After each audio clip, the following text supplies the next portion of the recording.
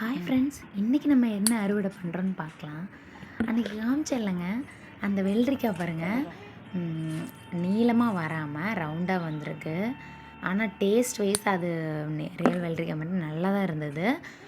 நம்ம நார்மலாக எடுக்கிற மாதிரி. தட்டைக்காய் வந்து இது வந்து விதைக்கு விட்டுருந்ததை இனி எடுத்து காய வச்சுக்கலான்னு அம்மா எடுத்தாங்க. அடுத்தது மாதுளம்பழம் தான் பொரிக்கணும். மாதுளம்பழம் வந்து நிறையா இருக்குது. எப்படியும் 1 கேஜி 1.5 கேஜி பக்கம் இந்த தடவை பொரிச்சிருவோம்.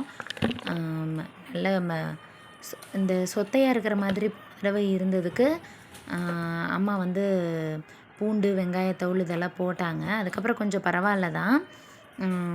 வேறு ஏதாவது தெளிக்கணும்னு தான் நினைக்கிறோம். ஆனால் வந்து அம்மா வந்து இயற்கையாகவே இருக்கட்டும், பாதி அழுகுனது இருந்தாலும் மீதி இருக்கிறது கூட நல்லது தான், எப்போவுமே வந்து புழு பிடிக்கிற காய் தான் நல்லது அப்படிம்பாங்க.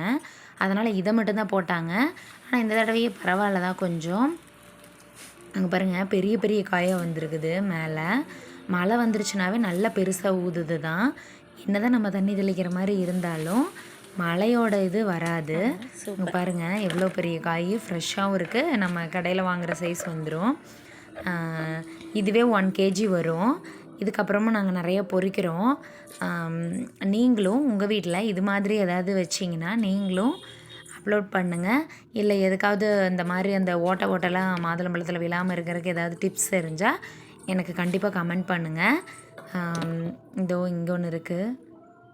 மேலே ஏதாவது இருக்கான்னு பார்க்கணும். மேலே தான் நிறையா இருந்தது. அது ஒவ்வொரு டைம் நாங்கள் மிஸ் பண்ணிடுறோம். தெளிவாக பார்த்து பொரிக்கணும். நல்லா மேலே இருக்கிறது ரெட் கலரில் வருது. ஓகே ஃப்ரெண்ட்ஸ், நெக்ஸ்ட் வீடியோவில் பார்க்கலாம்.